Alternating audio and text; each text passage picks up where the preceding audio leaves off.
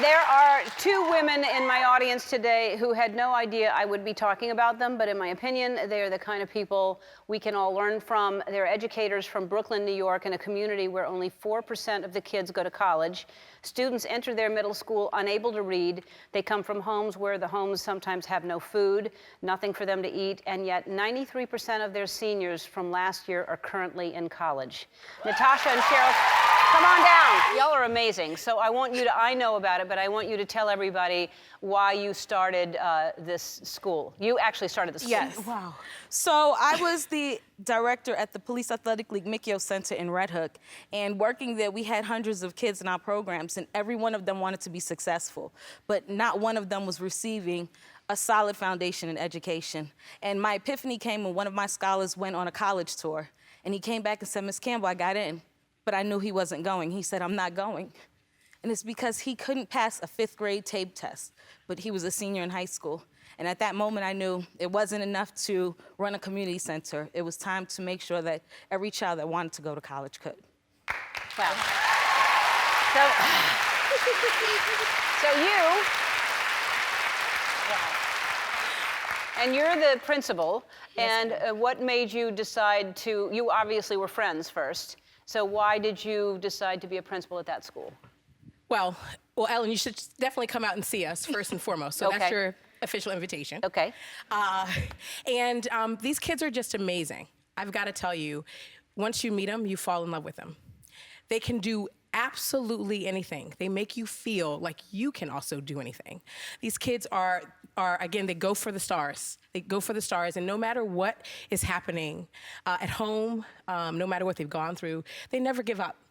They're just absolutely amazing. And so it was great to go and work with these kids, because you know what I said? I said, if not me, then who? I've had an opportunity to work with these kids since the opening of the school as a consultant and now the principal, and it's just really an amazing thing to do. And the school's mission for these students is to go to college, right? Yes. To go to college, to excel in college, and to graduate from college.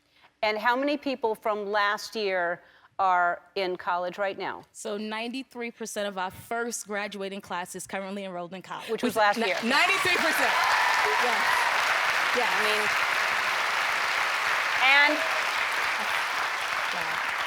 And this year, you're trying to make it 100%. Yes. Yes, absolutely. Right. Now, it breaks my heart when you hear the stories that these kids, as I said, they don't have anything to eat sometimes. Yep. They don't have homes even Yes. to go home to. So all they have is school. All they have. You must have amazing staff.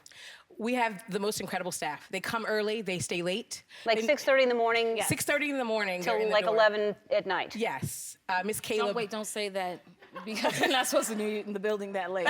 No. I'm saying if I was there, that's right. But no, you're not. Nobody is in your building. there, I'm right. just saying that's what our hours are. Right. Let's talk about the community that the school is in. So we are in the Red Hook section of Brooklyn, and it is one of Brooklyn's most underserved communities. 4% of the adults have attained a college degree or gone to college.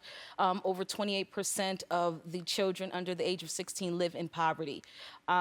Red Hook is isolated. It's cut off by the Brooklyn-Queens Expressway, and on one side of the highway, you find beautiful multi-million-dollar homes, and on the other side, you find one of New York City's largest housing development. And we serve the children that come from that housing development. We serve the children that aren't able to go to the best schools in the world. They aren't even able to go to the best schools in Brooklyn, and we serve those children daily. And, they're already in as you described that neighborhood, what they're living with just in their little world. Sure. But the world right now for all of us is a scary place. There's so much going on. How do you keep them positive? How do you keep them focused? Well, number one, we don't hide what's happening. We want to educate them. We want to talk about what's happening. We want them to tell us how they feel. We want them to give a voice, and we want them to know their voice is important and it needs to be heard. And the other part is we want to make certain that our school is like a family. So when you're here, you're safe, and we're going to keep you safe, and that's really important. All right, we're going to take a break. I have a little something for you. We'll be back. While you were traveling here, we sent someone with a camera crew to your school, and we have a little something to show you. If you are what you say you are. When I walk into school every day, I feel like it's just another day of getting closer to my dreams. The teachers help lead you on the right path. They push you to your limits. Summit has impacted my life because it made me see the importance of going to college and be somebody in the world and make a difference, and that I'm more than just a statistic. For like a really long time, I didn't really think that I could do as much because I was told that I couldn't do that much, and Summit helped me achieve my goal of pushing myself, and now I'm on honor roll. My mom passed away when I was 3 days old. I never met my father. My siblings never finished high school, so I'm like the first to go off to college, and I feel like anything is possible. If I could do that, like anyone could do that. If I could say something to my teachers, I would say thank you. Thank you for all that you've done for me. Thank you for being there. Without you guys, I wouldn't see a bigger picture. Thank you for pushing me, even when I lack self-confidence, and they have faith in me. Y'all are amazing. Y'all are amazing. Well, as you know, so you invited me to go see them. Obviously, I'm working all the time. I don't get to go too many places. But I want you to come back at some point with some students that, you know, we can't accommodate everybody, but we want you to come back. We want you to come back with some students because we want to keep telling your story.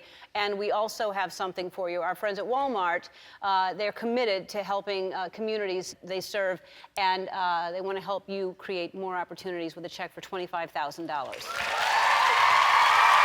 I